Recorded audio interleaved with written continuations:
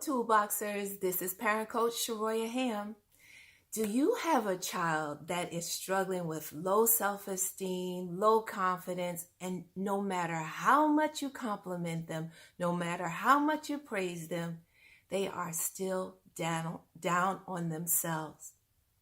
Well, listen, today I'm going to tell you what the problem is and what you can do to fix it. First, I'm going to share a story with you about a couple who came to me because their daughter was struggling in school. Particularly, she was having problems with her attention span. And no matter how much they told her she was smart, she was special, the compliments just did not stick. Well, they did momentarily. So when she was doing her homework and they would just cheer her on, she would eventually get through it and feel better. But it only lasts for a moment. The reason why is because this child actually believes what she thinks about herself more than what other people think about her. And think about that. That's actually a good thing because we don't want our children to grow up and be adults that care more about other people's opinion.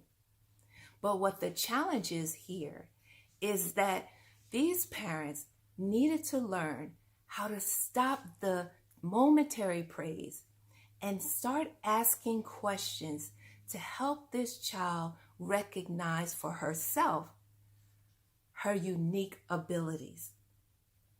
And so how did they do that?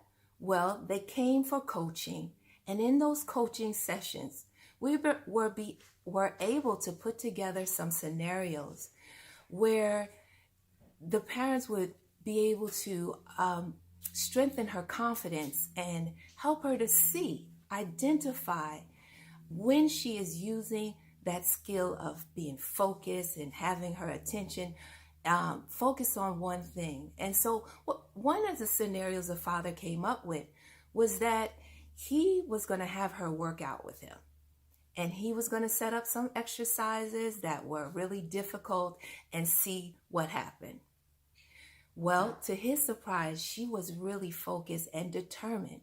Now, she didn't get all the exercises right, wasn't able to do everything, but she did not quit, nor did he heap on praise. What he did do was at the end say to her, "Wow, do you recognize how hard you worked?" And she just kind of insecurely said, "Yes." But then he said, "Well, how long did you work?" And she said, 15 minutes. And he let her know that actually she had worked out for 45 minutes. And she just started to change and her disposition started to get confident. And so then he asked her, "Well, what made you want to stick to this? What made you focus? What made you determined to do each exercise and not quit?" And as she began to explain what motivated her, the dad just listened and took that in because he used that information then to help her in other situations where she found challenging.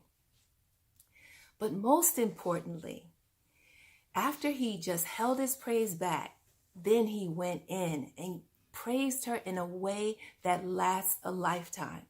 So what he said to her, "So I'm really impressed with the amount of focus you use.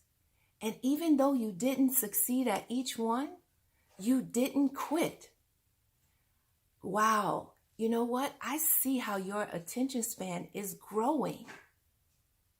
And so with that said, the father was able to give her some specific praise that even though she might not feel like she's good and she's the best, she was able to hear him say, "I see how you are improving in your attention, in your focus, your determination."